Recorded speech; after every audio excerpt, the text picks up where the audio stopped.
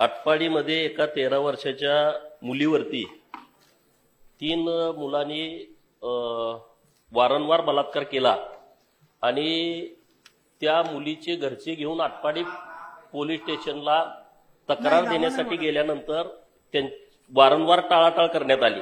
त्या पोलीस अधिकाऱ्यांच्या वरती सरकार काय कारवाई करणार आहे? माननीय सभापती महोदया, या ठिकाणी सन्माननीय सदस्य गोपीचंदजी पडळकर यांनी जी बाब मांडलेली आहे ती अत्यंत गंभीर आहे। मुळातच ही मुलगी त्या ठिकाणी खरं म्हणजे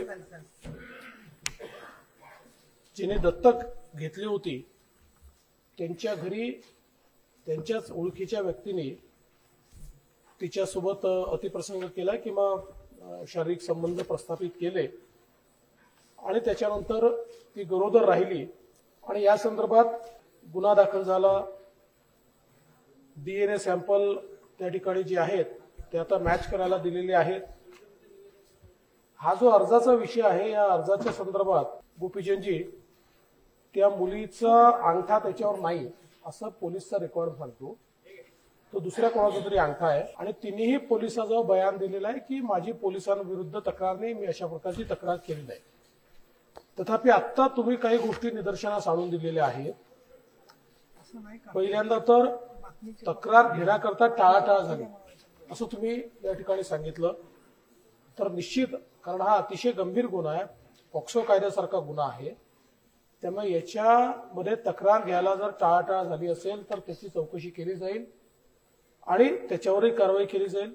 दुसरं आपण जे सांगितलं ती वस्तुस्थिती आता माझ्याजवळ त्याचे ब्रीफिंग नाही, पण सदस्य सांगतात ते सत्य मानून अशा प्रकारे जर पोलिसांनी दबाव आणला असेल, मारहाण केली असेल, 2 लाख रुपये घेऊन गुन्हा वापस घ्या म्हटलं असेल तर त्याची चौकशी करून त्याच्यावरही कारवाई केली जाईल। उपमुख्यमंत्री महोदय, या विषयांचा नेहमीच पोलीस प्रशासन गांभीर्याने पाठपुरावा करत असतो, पण अलीकडे माझ्याकडे पॉक्सो बद्दलच्या जे तक्रारी येत आहेत त्याच्यात कार्यकर्ते भेटायला जातात चांगल्या हेतूने, तिथे त्या मुलीचं काही वेगळी माहिती असते, काही वेळेला पोलिसांनी चांगल्या हेतूने ती दिलेली नसते, पण 164चा ज्याला जबाब होतो त्या 164च्या जबाबामध्ये काय ते सत्य आलेलं असतं आणि न्यायालयाचे लोक काही कोणाला भेटणं अलाउड करत नाहीत। माझा मुद्दा एवढाच आहे याच्यामध्ये की अशा प्रसंगामध्ये विशेष सरकारी वकील लवकर जर का नेमल्या गेल्या तर त्यामध्ये काय काय आमदारांचं काम आमचं जे आहे ते काही स्वतःसाठी जबानी घेऊन पोलिसांकडे देणं नाहीये, त्याच्यासाठी एन्फोर्समेंट मशिनरी आहे। आणि दुर्दैवाने पडळकर साहेब,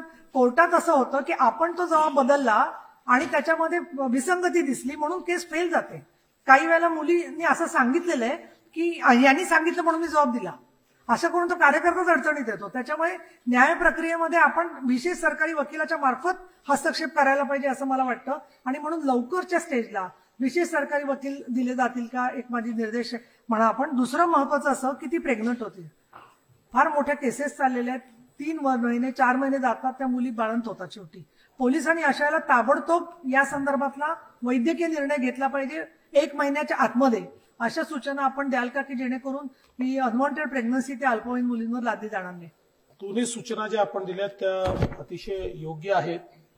मुळात या केसमध्ये 60 दिवसाच्या आत आपण आरोपपत्र दाखल केलेलं आहे, तथापि विशेष सरकारी वकील दिलाय की मी चेक करेन, नसेल दिला तर तो द्यायला सांगेन आणि अशा केसेसमध्ये एक स्टँडिंग इन्स्ट्रक्शन म्हणून विशेष सरकारी वकील दिले पाहिजेत अशा प्रकारे आपण सांगू। दुसरं आपण जे सांगितलं की मुली अशा प्रकारे प्रेग्नंट असल्या आणि अल्पवयीन मुली, तर ती प्रेग्नन्सी जी काही हे करायची आहे त्या संदर्भात पोलिसांनी तात्काळ निर्णय घेतला पाहिजे, तर निश्चितपणे त्याही संदर्भात निर्देश देण्यात येतील। आपल्या या सरकारने शक्ती कायद्यावर अंतिम स्वाक्षरी राष्ट्रपतींची मिळून हा कायदा त्वरित लागू करावा, जेणेकरून या प्रकाराला आळा बसेल। सभापती महोदया, शक्ती कायद्याच्या संदर्भात माननीय मुख्यमंत्री आणि मी सातत्याने त्याचा पाठपुरावा करतोय।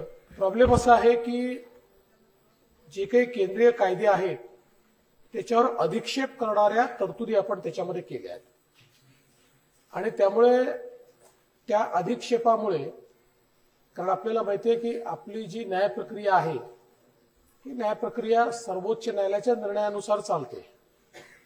आता सर्वोच्च न्यायालयाने वेळोवेळी जे दिलेले निर्णय आहेत या निर्णयावर या अधिक्षेपाचा काही परिणाम होतो का असा प्रश्न तिथे निर्माण झालेला आहे आणि म्हणून त्या संदर्भात 7-8 डिपार्टमेंट जे आहेत ते त्याच्यावर डेलिब्रेट करतायत. अजूनही त्याचा अंतिम निर्णय झालेला नाहीये. आपल्या आधी आंध्रनी कायदा केला त्याचाही निर्णय झालेला नाहीये. त्याच्यातही तोच प्रॉब्लेम आहे. दरम्यानच्या काळात केंद्र सरकारने 2 नवीन कायदे म्हणजे सीआरपीसी आणि आयपीसी दोन्ही बदलायचं ठरवलंय.